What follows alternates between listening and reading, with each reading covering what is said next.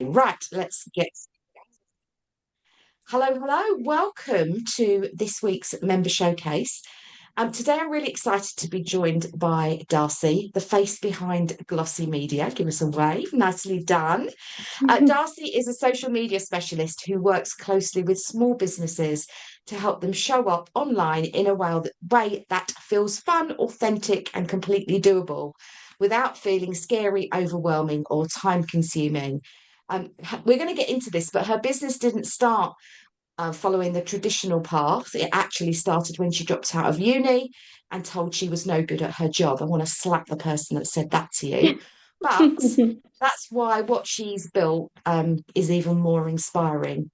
She's passionate about breaking the stigma around social media and helping businesses realize it doesn't need to be expensive, complicated, or perfect. It's simply a powerful way to show off your personality, your knowledge, and your brand. So, Darcy, welcome. I am glad to have Hello. you with me. Thank you We for do having me. we do apologise if you suddenly hear an aircraft. Darcy and I don't actually live that far from each other, which is near Southend Airport, and a really large plane just went over, didn't it? I'm Um, interested to see where it was going.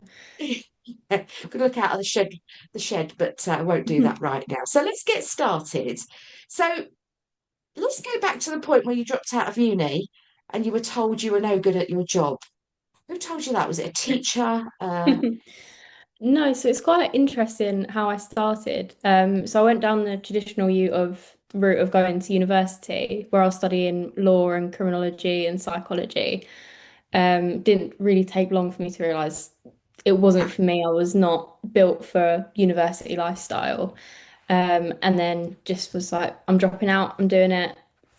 There's no point wasting my time. And then was very fortunate to land an admin role quite quickly, which again, very quickly learned it wasn't really for me. Tells I'm not me. an admin person. And in a one-to-one review with my manager, she kind of sat me down and was like, look, you're not very good at this role. And it was more of a help us help you Yeah. sort of conversation. It wasn't like a you're really bad, we dislike you. It was more like a come on, darling, you're not. What can we do to, It's not playing to your strengths. yeah, Yeah. what strengths do we have and how can we utilize them for the company? Because we love you, you love working for us, but just the answering the phones and the paperwork wasn't a bit of me. And it kind of ended up in a conversation of marketing. They needed someone in marketing. I quite liked the idea of marketing, didn't really know what it was or what it was about. But ended up, they sent me on an apprenticeship to do digital marketing for a Nice. couple of years and ended up loving it, falling in love with it. And then jumped for a few roles of working in an agency, working in house, and kind of developing my skills until I was like, I'm still not enjoying working. Was looking at the reasons why, and it was just 9 to 5. The environment of being in an office and having a very strict timings and everything like that, and it's kind of where Glossy came from. It's funny, isn't it? We try and do all the things as business Mhm. owners. I mean, I'm not sure how much you're outsourcing yet as your business grows, but we Mm. have all sorts of hats to wear in our business. And Mhm. I have a hell of a lot of admin to do, and I'm pretty good at it. I don't enjoy it, but Yeah. I can get it done. But sometimes when we are not working in our zone of genius, and it's that Mhm. old phrase of trying to put a square peg in a round hole, it just doesn't work. But that was awesome that they saw something in you to go, right, actually we'll support you Yeah. I was so down the fortunate. apprenticeship route. Yeah. Yeah, I was so lucky to have the support around me, and I still look back and go, that job was so ch life changing, really, because I dropped out of uni, had no idea what to do, no idea how to get a job or anything like that. Ended up in a role that again I didn't like and was like, "Oh, I'm going to be stuck in this cycle for God knows how long." And they kind of sat me down and was like, "Oh, you're creative. Have a bit of fun with it." And they sent me off, and I ended up getting a qualifications out of it, which was amazing as well. Yeah, that's brilliant. We were talking about this. So I hosted a women in business industry event the other day. I had ladies from sort of the property sector, and we gave Hmm. them a question at the end, which is around, what do you bring from previous jobs? to Mhm. your current role as a business owner? Because most of us have worked in some kind of job and then transitioned out and gone, "Right, actually, we want to start our own business." But you very much grew up with yours, so they very much gave you the skills that you needed, which is absolutely awesome. So it Yeah. wasn't so mean as saying, "Oh no, good, I mean, Darcy." I It was have more had, of a, yeah, I have had that experience since of being told I'm no good, but you brush it off, water for ducks back, carry on, learn from mistakes. We all make them.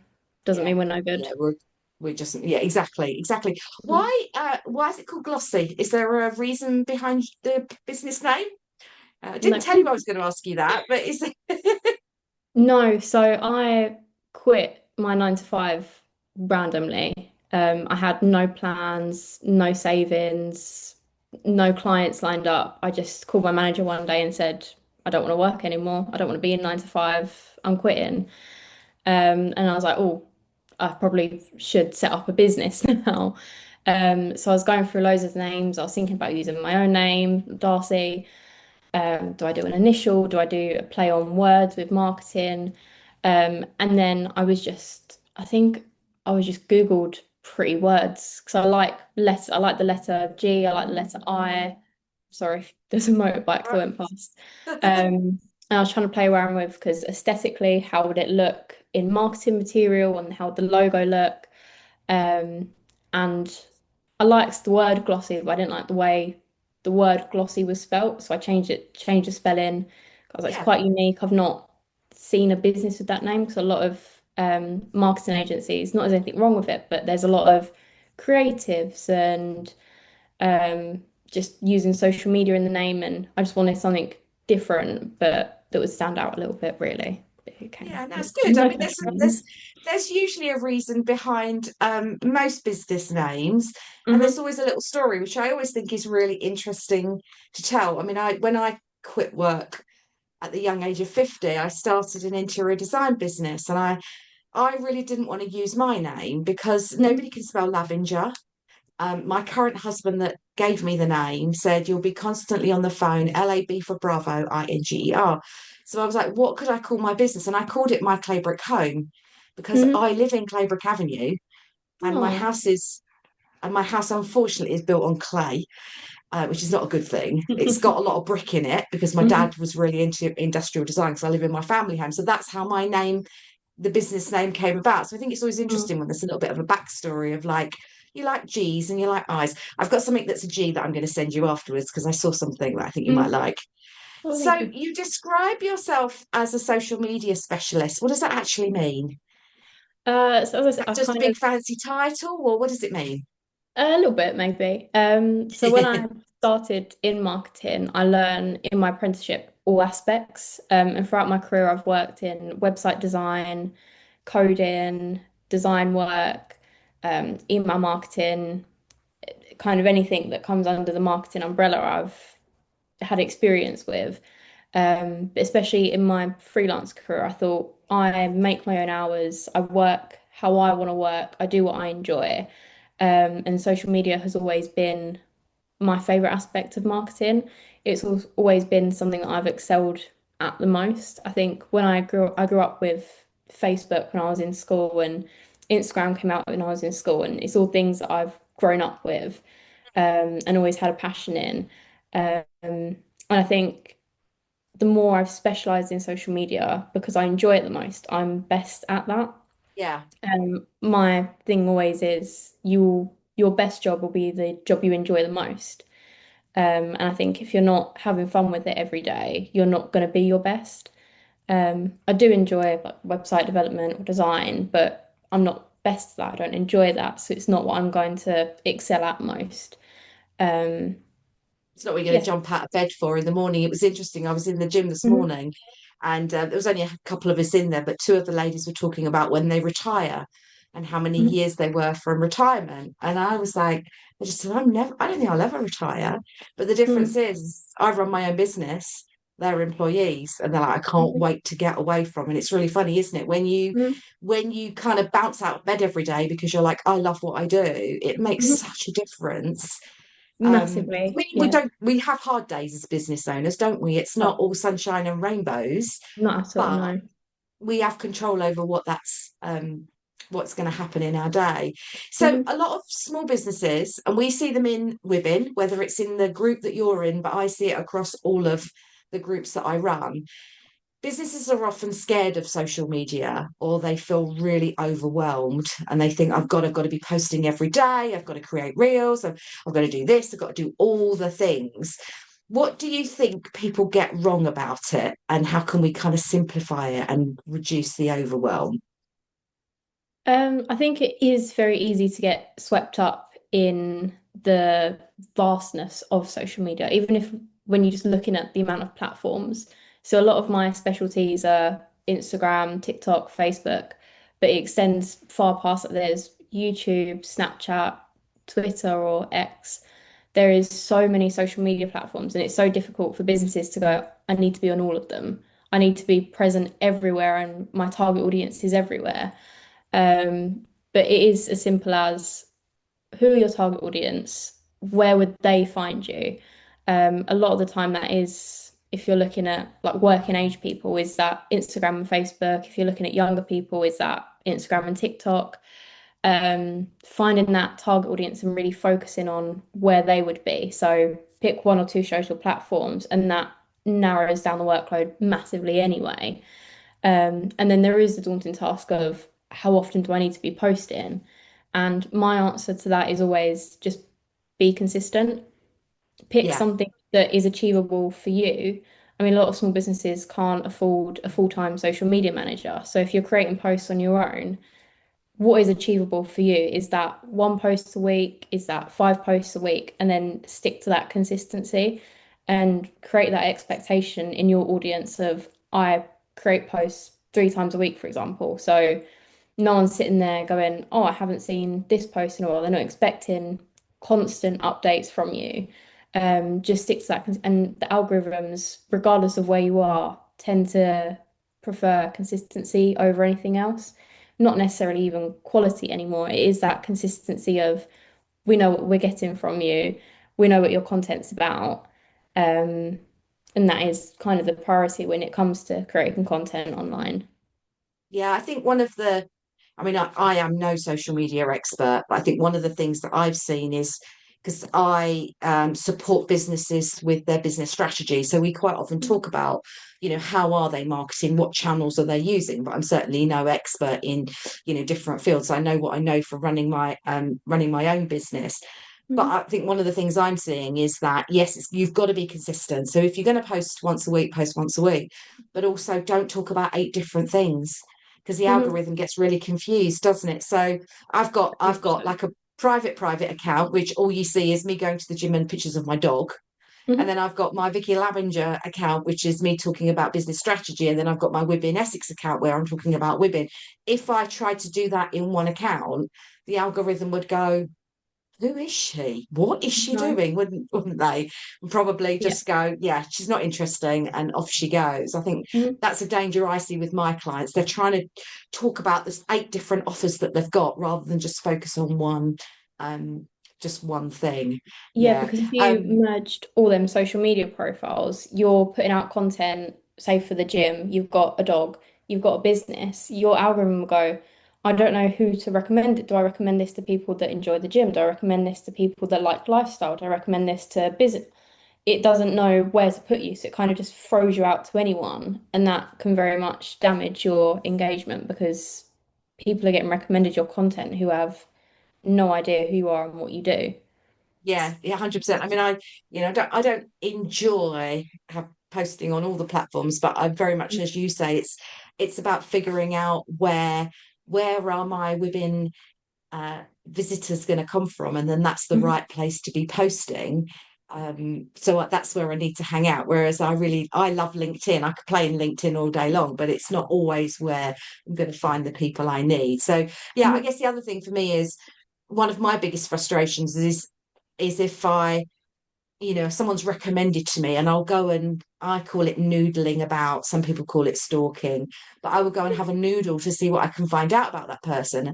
And if their social media feed hasn't been updated for, I think I saw one the other day that was like 78 weeks, I'm like, Mhm. are you still in business? Hmm. what is going on. So that consistency really helps with that, doesn't it? Yeah. Now, Definitely. when we saw you last at the Leon C meeting, you told us about a new package that you're launching. Hmm. Tell us about your new Reels package. Who's it for? What does it do? Give Hmm. us the lowdown on the Reels package. So over the course of my business, most of my conversations are with very small businesses with one to absolute max 5 employees. And I found it's the constant problems that come up with the people that I speak to is I don't have the money to hire someone full time for social media. However, I have even less time than I do money to put in the effort with my social media. And everyone knows kind of the best type of content at the moment is reels and video content, like short, easy to digest content. The algorithm changes constantly, but a consistent in recent years has been short format videos. Yeah, Um, and it is quite easy to sit down and record a 5 minute video, but the time it takes to edit well with the captions and sound effects and nice transitions and finding music, even just overlaying images can take hours. Even yeah, me, who's quite confident and used to editing videos, it still takes me a few hours to get it perfect in the way I like it.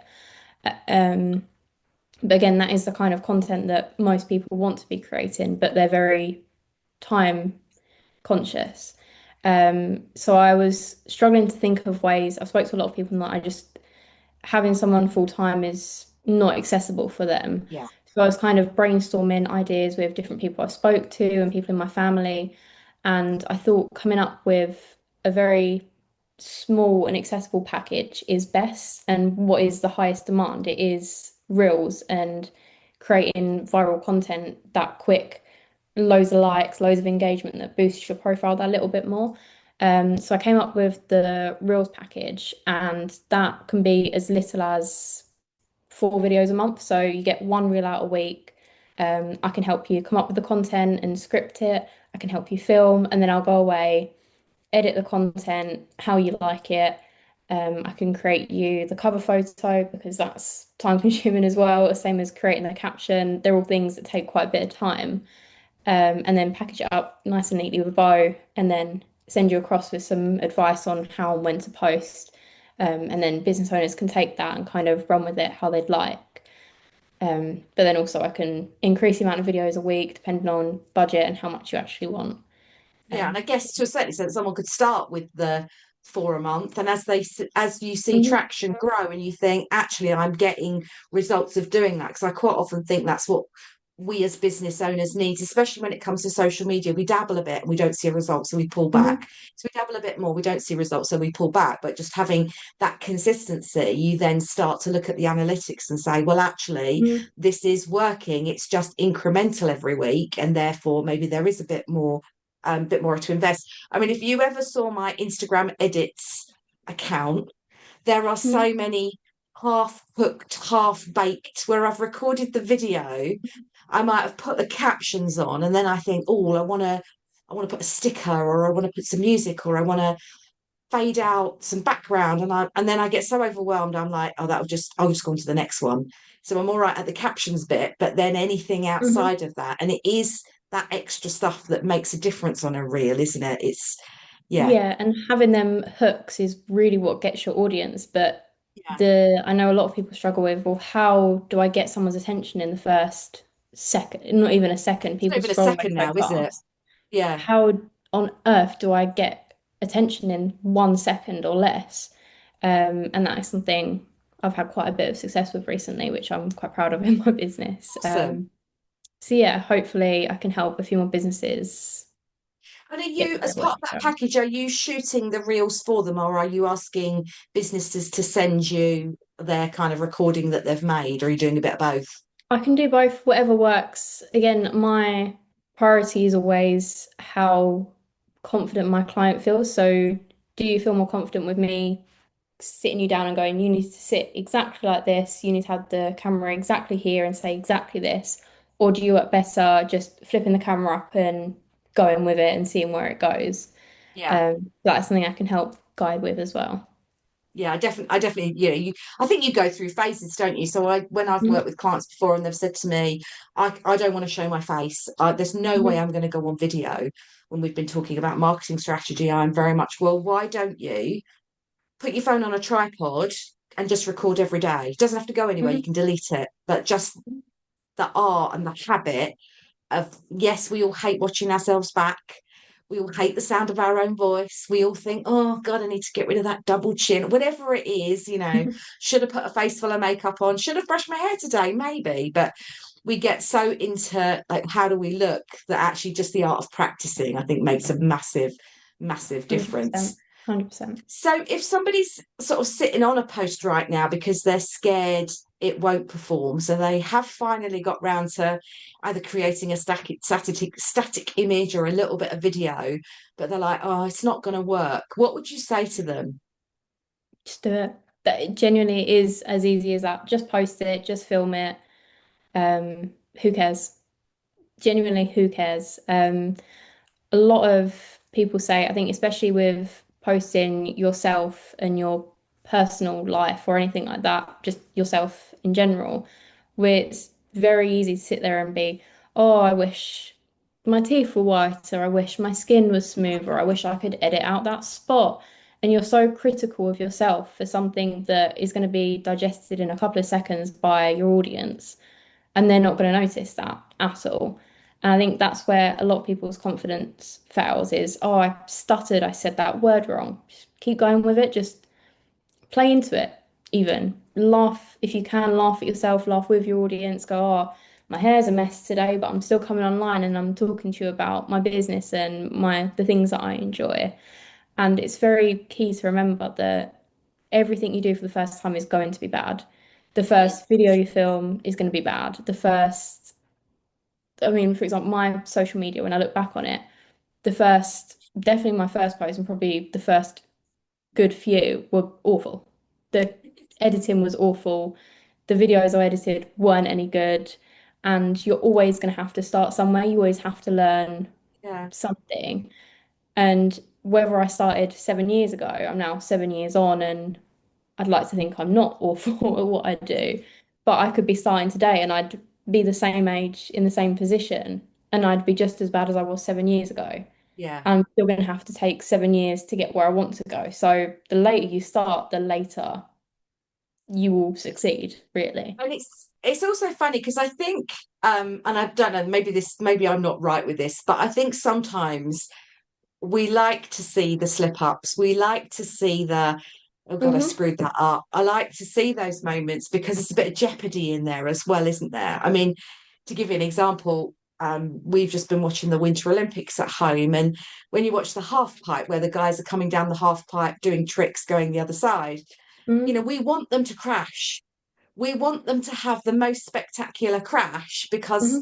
that is just entertainment then. But when they Hmm. do crash, we're like, oh my God, I hope he's all right. I hope she's all right. It's funny, isn't it? And I think it's the same Hmm. with anything we post. I know a couple of the posts I've done on, particularly on LinkedIn, where I look my worst. So there's a picture of me that is probably the most engaged post I've ever put on LinkedIn. I look awful. And the reason I look awful was because I was really stressed at work. And a friend Hmm. of mine took me away and we were sat having dinner and I look grey. I'm so done in and I'm so tired. But I do post that picture because it's a reminder to me of where I've come from and where I am now. Hmm. But people see that photo and like, blimey, you were really not in a great place, were you? And are very supportive of that. Whereas when we have these beautifully curated images or videos, people are like, is that real? Hmm. Is that, yeah, I think Yeah, it's authenticity is I king. was going to say Yeah. authenticity is the most personally, and what I try and publicizes authenticity is so important. I mean, everyone says people buy from people, and just that human aspect behind a business is so important. You don't even necessarily need to do it by showing your face or talking to the camera, but just having that honesty and um, can't think of the word, but just being completely authentically you, and Mm. unapologetically as well. Some people won't like it because some people just don't like. There's always going to be someone that doesn't like Always, what you're doing. always. but just being honest and going, "Do you know what? I'm actually having a crappy day. I've made mistakes. Everyone makes mistakes every single day. I'm gonna always post, not always, but I will still accidentally have a misspelling in something I put online. I might say things wrong. I'll stutter on my word. Everyone will. Everyone's gonna get a pimple. Everyone's gonna have a few grey hairs or a wrinkle or but everything is imperfect. And social media, when it first started, was quite toxic because you had to be perfect. Everyone did Yeah, edit their photos. But there is a lot more people online now being like, yeah, I don't look great today. But yeah. I felt happy in this picture and I posted it. And admitting your mistakes just brings you down to that human level when people can feel like they can approach you, they can talk to you about social media. And that's what I pride myself on is being like, we all make mistakes. I'm going Yeah, to make completely, mistakes. You're going to make mistakes. Who completely cares? relatable rather than this kind of image that maybe Mm. you're trying to aspire to be that you're never going to be. And I Mhm. think, when it comes to people that, give you a bit of hate, it's like, well, you're never going to do business with them anyway. So if they're going to No. hate on you, then Mm. bye. Yeah, I mean, if you're selling Yeah, a face cream, for example, and you've got someone going, I hate your face cream, don't use it then. don't I'm buy it not, then. my content isn't for you, my face cream isn't for you. So why would your comment affect me? Because I'm going to sell it to someone that goes, I like your face cream, I like your business, I like who you are, I want to try that. That's who you want to cater to, not the people that go, that face cream is bad. It's one of my just make well, it makes me laugh and then it makes me angry and then it makes me just think, oh, get a grip. Is when you're in a Facebook group and somebody says, I really don't agree with this Facebook group, so I'm going to leave, and they announce that they're leaving, and I think, if you go there, why did you need to announce it? Off you go. Again, Yeah. who cares? Especially with So social media. yeah.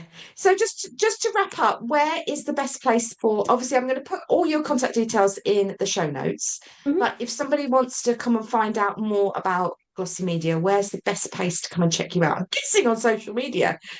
I'm gonna throw my hands up and say, as every business owner, my social media isn't that great.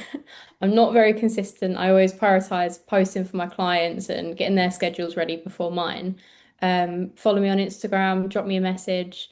I do want to start doing more frequent Q&As as well. If you have any questions about social media, I'm always open for a chat and sharing my opinion. But I'm sure email me, Instagram me. Yeah. I'm always Awesome. open for a Well, little chatter. thank you so much for joining us today. Thank you for having me, Vicky. Darcy is a member of my Leon C group. So there are 7 groups across WiBN in Essex. So if you would like to meet Darcy and let me know, and I can let you know if a category seat is open so that you can come along and visit. Have a fab rest of your day, and I will catch up with you soon. You too. Thank you very much.